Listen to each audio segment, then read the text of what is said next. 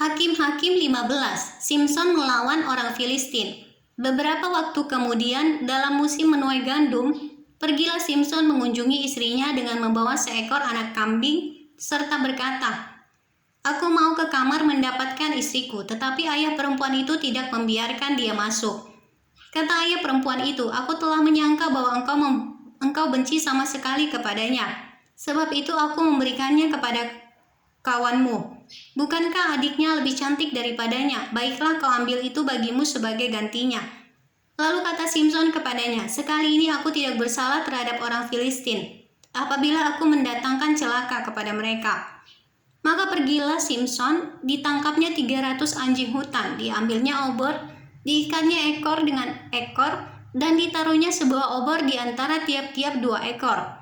Kemudian dinyalakannya obor itu dan dilepaskannya anjing-anjing hutan itu ke gandum yang belum dituai kepunyaan orang Filistin, sehingga terbakarlah tumpukan-tumpukan gandum dan gandum yang belum dituai dan kebun-kebun pohon zaitun.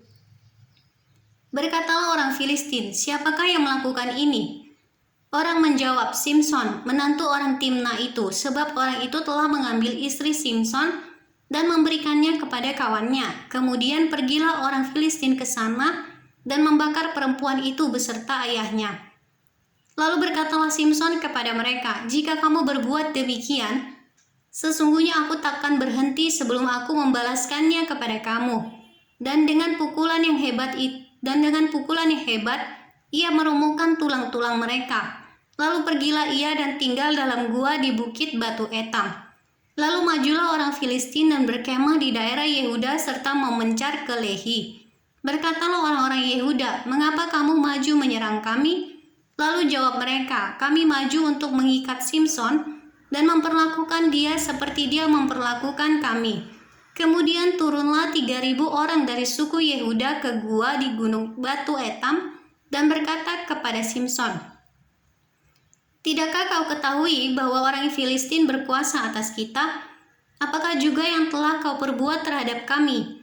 Tetapi jawabnya kepada mereka, "Seperti mereka memperlakukan aku, demikianlah aku memperlakukan mereka."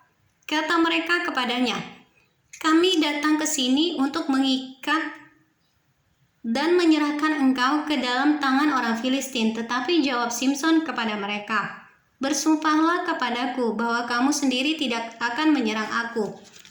Lalu kata mereka kepadanya, "Tidakkah kami hanya mau mengikat engkau dan menyerahkan engkau ke dalam tangan mereka, tetapi membunuh engkau kami tidak mau." Maka mereka mengikat dia dengan 2 tali baru dan membawa dia dari bukit batu itu. Setelah ia sampai ke Lehi dan orang-orang Filistin mendatangi dia dengan bersorak-sorak, maka berkuasalah roh Tuhan atas dia. Dan tali-tali pada tangannya menjadi seperti batang rami yang telah habis dimakan api, dan segala pengikatnya hancur tanggal dari tangannya. Kemudian ia menemui sebuah tulang rahang keledai yang masih baru. Diulurkannya tangannya, dipungutnya dan dipukulnya mati 1.000 orang dengan tulang itu.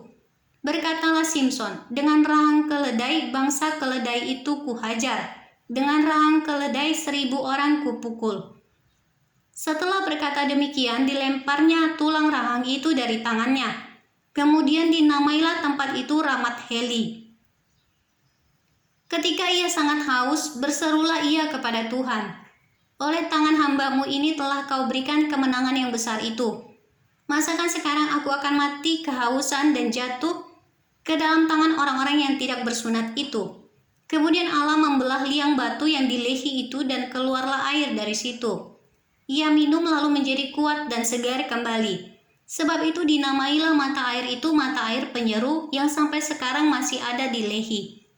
Ia memerintah sebagai hakim atas orang Israel dalam zaman orang Filistin 20 tahun lamanya.